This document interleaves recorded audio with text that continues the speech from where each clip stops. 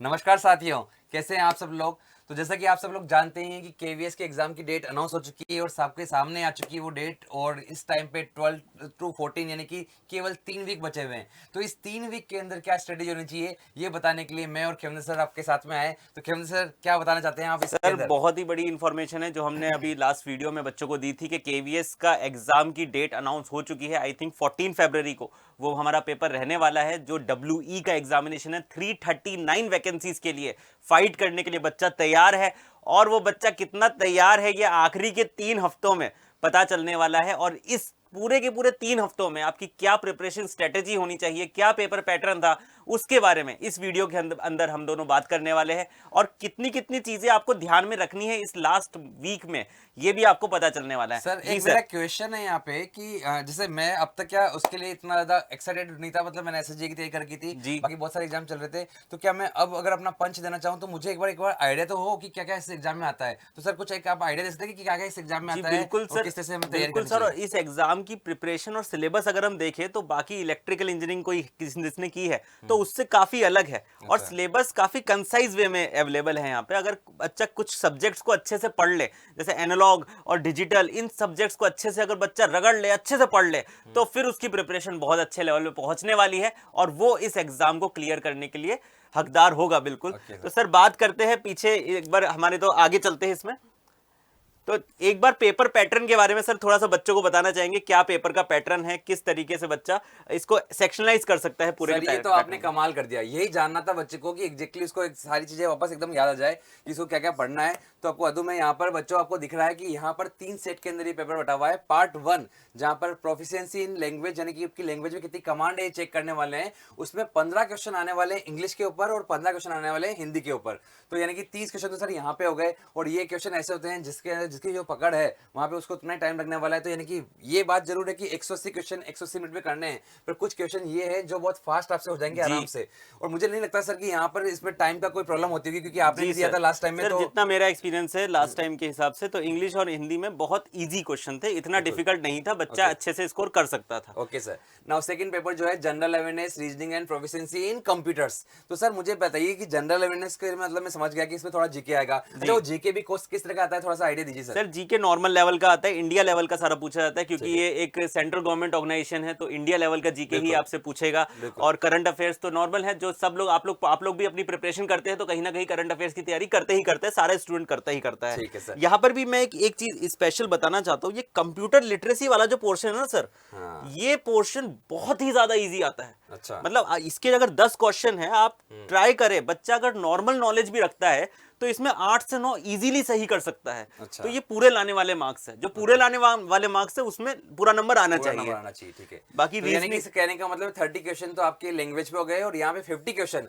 20-20-10 मतलब जीके के 20 रीजनिंग के 20 और आपके 10 क्वेश्चन कंप्यूटर लिटरेसी के हो गए। तो यानी कि टोटल ये 80 क्वेश्चन है और 80 इनमें क्वेश्चन टाइम आपका बहुत कम लगेगा। टाइम कुछ कम लोगों को लगता है लगेगा। कि जैसे सर एसएसजी के इसमें कट जी ऑफ कम रहने का रीजन बता रहे हैं कि वो रीजनिंग में उनका पेपर लेंदी था। तो रीजनिंग में यानी कि लेंदी था, रीजनिंग में केवल 20 क्वेश्चन ही है दोस्तों। तो 20 ही है। अगर पेपर टफ भी आता है तुम्हारे तो वो 20 क्वेश्चन यही खेल सकता है, बाकी टाइम टेकिंग क्वेश्चन कहीं भी नहीं और होंगे कहीं तुम्हारे पे पास। टाइम टेकिंग क्वेश्चन नहीं है, वही। ये सब ऐसे क्वेश्चन आता है तो आता है, नहीं आता है नहीं तो ये तो नहीं आता, नहीं बस आता, वही बस वाली बात चीज से है। बात खत्म है। और यहाँ पर रहते हैं पार्ट 3 की ओर जहाँ पे ये आएंगे सबसे अब इंपॉर्टेंट इंपॉर्टेंट 100 क्वेश्चन इसके ऊपर आएंगे। 100 तो क्वेश्चन। 100 क्वेश्चन के लिए अगर हम बात रहे तो सर इस पे कौन कौन से सब्जेक्ट आने वाले हैं ये सर बताइए। सब्जेक्ट्स की बात अभी हम थोड़ी देर बाद में करेंगे, ठीक है। पहले बच्चों को ये बताए थे टोटल पेपर आपका 180 मिनट्स में। जी हाँ सर, बिल्कुल। 180 मिनट्स का पेपर रहने वाला है और 180 ही क्वेश्चन रहने वाले हैं। ठीक। तो उस हिसाब से अपने टाइम को आप मैनेज कर सकते हैं, इस लास्ट के 3 वीक्स में अपने माइंड को सेटअप कर सकते हैं कि किस तरीके से आपको प्रिपरेशन करनी है।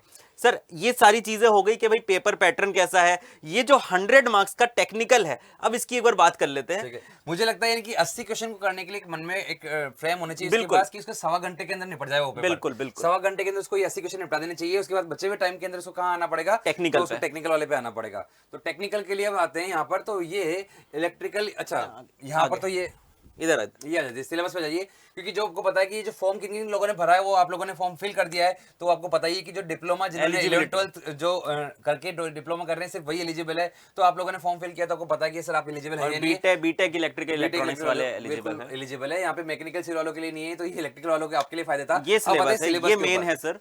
तो सिलेबस में आते हैं सर, सबसे पहले ये नेटवर्क, उसके बाद most important measurement, analogue electronics, digital electronics, communication and power electronics का बेसिक्स, जिसमें ज्यादातर जो बच्चे बोल रहे हैं सबसे बड़ा सिलेबस है वो एनालॉग इलेक्ट्रॉनिक्स और एडीसी का दे रखा जी है। सर, ये सबसे बड़ा सबसे ज्यादा क्वेश्चन और सबसे ज्यादा इंपॉर्टेंट पोर्शन अगर हम बात करें इन सभी में से सबसे ज्यादा वेटेज किसका आता है तो वो एनालॉग इलेक्ट्रॉनिक्स और ईडीसी का आता है।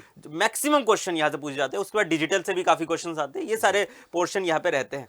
तो सर अब एक बार स्ट्रेटेजी की बात करें तो मैं जानता हूं कि सर जैसे नेटवर्क के अंदर है यहाँ पे, तो हमारे वीडियोस ऑलरेडी वहां पे किशोर सर के पड़े हुए हैं। जी हाँ। जो कुछ एक्स्ट्रा कुछ चीजें होगी ना उसको हम लोग बाद में लेके आ जाएंगे, लेकिन एक बार हम क्या आपसे एक्सपेक्ट कर रहे हैं कि आप लोग जो यहाँ पे वीडियोस पड़े हुए हैं उनको आप पहले अच्छे से देख चुके होंगे। एसएससी की तैयारी के दौरान भी देखा होगा आपने, या फिर उसके बाद हमने जब वीडियो दिए थे तो आपने देखे होंगे। तो उसके अंदर मुझे लगता है नेटवर्क के जो बहुत सारे जो वीडियोस आपके पास है, काफी अच्छे खासे उसमें वीडियोस कवर किए किशोर सर ने, वो आपने देख लिए होंगे। मेजरमेंट के अंदर इवन सर आपने ही पढ़ाया है उसको, तो मेजरमेंट आप लोगों ने देख लिया होगा।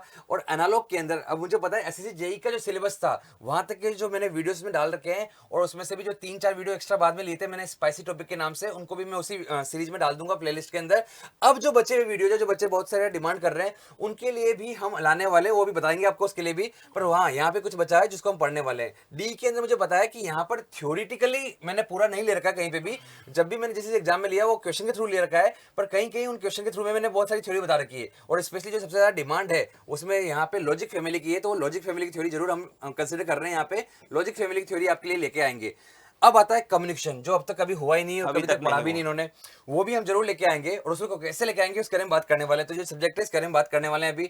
और आता है पावर इलेक्ट्रिक्स के बेसिक्स, बहुत बेसिक लेवल पे पूछा जाता है सर, और उसके लिए भी बच्चों को कुछ स्पेशल क्लासेस एग्जामिनेशन से पहले हम प्रोवाइड कर देंगे। तो मुझे लगता है उसको एक दिन के लिए जो बेसिक्स एक दिन, हाँ एक दिन बिल्कुल। तो आप इतना टेंशन मत लीजिए। 3 वीक की कहानी और 3 वीक की कहानी के अंदर जो टेक्निकल कहानी है उसको हम आराम से इस तरह से हैंडल करने वाले हैं। तो इसको हम देखने वाले हैं। आप पैरेलली रोजाना रात को एक टाइम निकालेगा जहां नॉन टेक्निकल वाली चीजें करना है। बिल्कुल। तो आप देखिए पूरा तरह से लीन मत होइए। आप कुछ जो टेक्निकल में वो हम यहाँ पे सपोर्ट कर रहे हैं, नॉन टेक्निकल के अंदर क्योंकि चीजें ऐसी हो चुकी है कि आपको पता है पूरा रीजनिंग अभी पढ़ाना इतना आसान नहीं है, पूरा जीके पढ़ाना इतने 3 वीक के इस टाइम के अंदर पढ़ाना आसान नहीं होगा। तो इसलिए इनको आप अपनी तरफ से देखने की कोशिश करिए, फिर जो कुछ हेल्प हो सकती है वो भी हम करेंगे। बट फिलहाल बेसिक लेवल पे रोजाना, क्योंकि मुझे लगता है सर नॉन टेक्निकल रोजाना पढ़ना चाहिए, नॉन टेक्निकल रोजाना पढ़ना होता है। तो फिर आपको रोजाना नाइट में उसको देखना है कि मुझे आज कौन सा पोर्शन पढ़ना है। सर मेरे हिसाब से मुझे ये लगता है कि जब भी बच्चा सुबह उठ रहा है तो उसको फिक्स कर देना चाहिए कि आज के दिन में मैं 6 घंटे या 5 घंटे जितना भी वो पढ़ सकता है इतना पढ़ाई करूंगा। उसमें से भी ड्यूरेशन काट देनी चाहिए कि 6 घंटे में से 1.5 घंटे में नॉन टेक्निकल पढ़ूंगा, उसमें से या इतने पोर्शन में रीजनिंग की प्रैक्टिस करूंगा, इतने पोर्शन में मैं जीके पढ़ूंगा। ये फिक्स होना चाहिए। इसी तरीके से प्रिपरेशन होती है, इसी तरीके से सबने प्रिपरेशन करी है, और यही एक प्रॉपर तरीका होता है प्रिपरेशन का इन लास्ट डेज में, क्योंकि लास्ट डेज बहुत इंपॉर्टेंट होते हैं। जो बचे हुए 21 दिन हैं ये तुम्हारी जिंदगी बदल सकते हैं आगे की, तो उसके बारे में सोचो कि जिंदगी बदलेगी और किस तरीके से तुम रहोगे आगे जाकर, उसको ध्यान में रख के यहाँ पे अभी प्रिपरेशन करना शुरू करो। सर मैं भी आपको छोड़ूंगा नहीं। मैं आपसे जानना चाहता हूँ कि जब आपने एग्जाम क्रैक किया था तो उन दिनों में आपकी स्ट्रेटेजी क्या थी? जब आपके पास एडमिट कार्ड आ गया था तब आपने तैयारी की क्या सोचा था? सर मेरा तैयारी का ये था कि थ्योरी तो मैंने ऑलरेडी पढ़ी रही थी, काफी ज्यादा थ्योरी तो ऑलरेडी दिमाग में थी। उनको रिवाइज करते थे सर, नोट्स को रिवाइज करना, और उनसे शॉर्ट नोट्स बनाते थे, और प्रैक्टिस बहुत ज्यादा करते थे।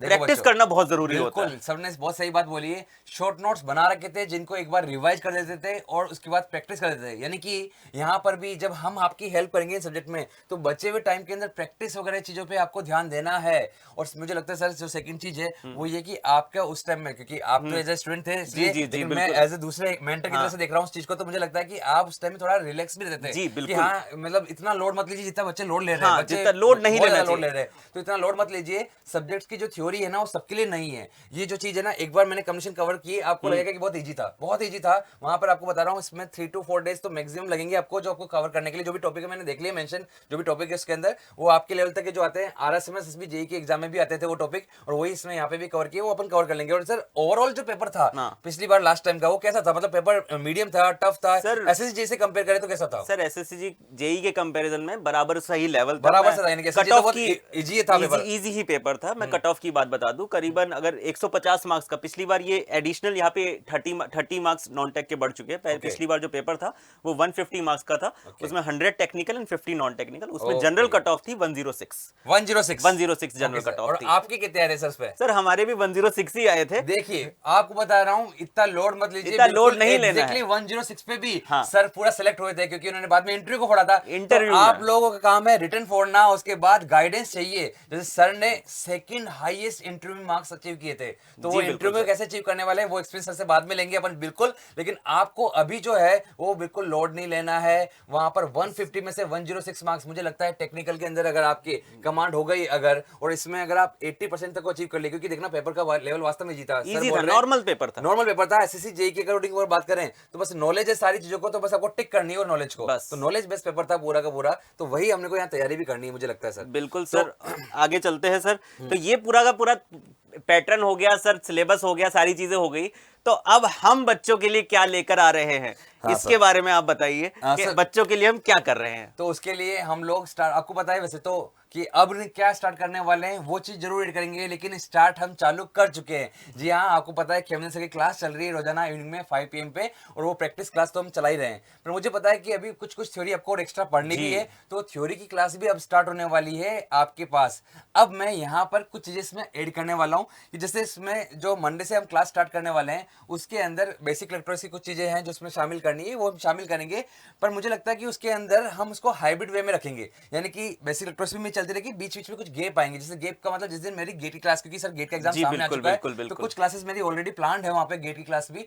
तो मुझे लगता है कि उन दिनों के अंदर ऑब्वियसली खेमेंद्र सर या कोई भी सर जो है आपके जो बचे हुए जैसे मेजरमेंट पावर इलेक्ट्रॉनिक्स की जो थ्योरी है ना, वो वहां कवर करते रहेंगे। ऐसे बीच में किशोर सर भी आके हमको ज्वाइन करेंगे, तो वो नेटवर्क की थ्योरी वहां पे स्टार्ट होती रहेगी बीच बीच में। और ऐसे कम्युनिकेशन और एनालॉगिक थ्योरी जो है ये इसी तरह चलती रहेगी। एंड उसके बाद मतलब विद इन ये 1.5 वीक के बाद तो हम पूरी तरह से ओपन है, तो कंटिन्यूसली क्लास चलती भी रहेगी। और आपको टेंशन नहीं लेना, ये थ्योरेटिकल जो पोर्शन है जो हम आपसे सिर्फ थोड़ा टाइम मांग रहे हैं, कौन सा टाइम मांग रहे हैं वो भी आपको टाइम पता है। इवनिंग में सर 5 PM पे आ रहे हैं, और 2 PM के आसपास ही टाइम पे मुझे लगता है कि मैं वहां पे आऊंगा। यानी कि मॉर्निंग का एक बहुत बड़ा स्लॉट है जो आपको सेल्फ स्टडी के लिए मिलने वाला है। तो उस स्लॉट को मुझे लगता है आपको पूरा यूटिलाइज करते रहना चाहिए रोजाना, अपने प्रैक्टिस के ऊपर और जो आपको आता है उसको पढ़ने के ऊपर। यानी जो बहुत कुछ आपको आता है, यानी कि बहुत सारी चीजें आपने पढ़ रखी है, उसको एक बार शॉर्ट नोट्स के थ्रू रिवाइज करते रहना। और बाकी जो एक्स्ट्रा चीजें जो डालने वाला टाइम है, आपके माइंड में पिक्चर रहेगी कि हाँ यार ये वाला जो टाइम है वो एक्स्ट्रा चीजें सीखने वाला टाइम है, वो टाइम हम लोग आपके साथ यूटिलाइज करते रहेंगे और कम टाइम में बेस्ट तरीके से आपकी तैयारी करवा देंगे। सर कई मैंने ये बात नोटिस करी है कि काफी सारे लोग प्रैक्टिस क्वेश्चन से क्या फायदा होता है, क्योंकि ऑलरेडी बच्चे लोग काफी ज्यादा थ्योरी पढ़ चुके हैं। जब क्वेश्चन प्रैक्टिस करते हैं ना, उसके अंदर से बहुत सारे कॉन्सेप्ट निकल जाते हैं, और वो कॉन्सेप्ट काम आते हैं जब बच्चा एग्जाम देता है। तो ये चीज बहुत इंपॉर्टेंट है बच्चों को समझना कि प्रैक्टिस क्वेश्चन भी जरूरी है,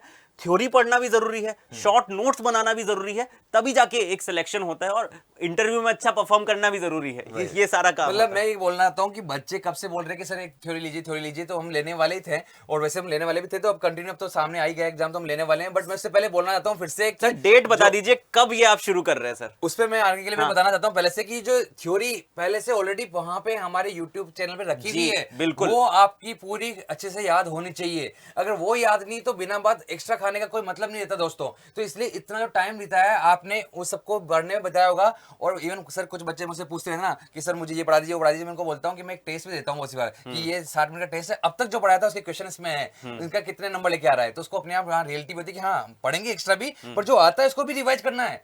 हमेशा क्या होता है कि नई नई चीजों के पीछे भागते रहते हैं कि इसमें नया नया टॉपिक ये है, पर जो आता है वो आपसे पूछ रहा है V = यार उसमें गलती कर रहे हैं, सिली मिस्टेक, तो फिर वो दर्द बहुत भारी दर्द होता है। इसलिए जो आपको आता है उसको रिवाइज करते रहेगा। इवन जो 2-3 बच्चे मुझसे पूछते हैं, मैं उनको टेस्ट दे देता हूँ उसी बार। तो नेटवर्क का टेस्ट दे दिया, कभी एनालॉग का टेस्ट दे दिया, कभी डी का टेस्ट दे दिया कि इसके अंदर कितने नंबर आ रहे हैं, पूरा इसका 60 क्वेश्चन करके देख ले। तो आप अपने आपको ऐसे अपडेट करते रहे प्रैक्टिस के थ्रू भी, कि जो आता है वो तो मुझे अच्छे से आना ही चाहिए। हाँ, जो नया टॉपिक है वो हम जरूर लेके आ रहे हैं मंडे से। तो जो डेट है जैसे सर ने बोला, वो डेट आपके सामने क्लियर है सर, 23 जनवरी है मंडे को, 23 जनवरी, ठीक है ना। तो वहां से हम स्टार्ट करने वाले हैं। टाइमिंग एग्जैक्टली आपको मिल जाएगी, जो भी हम थंबनेल वगैरह बना देंगे, और उसके बाद आपके पास एक शॉर्ट वीडियो लेके आ जाऊंगा मैं, उसमें टाइमिंग भी एग्जैक्टली बता दूंगा मैं। पर 23 जनवरी से आप कमर कस लीजिए, मंडे से आप कमर कस लीजिए कि आपकी एक तरह से थ्योरी स्टार्ट हो गई। लास्ट के 3 वीक के अंदर उत्कर्ष इंजीनियरिंग क्लासेस आपके साथ खड़ा होगा उस टाइम पे, और आपको टेंशन नहीं जरूरत नहीं है। मुझसे बहुत सारे बच्चे बोल रहे हैं कि थ्योरी भी होगी, प्रैक्टिस भी होगी, प्रैक्टिस भी होगी, और मैराथन भी होगा।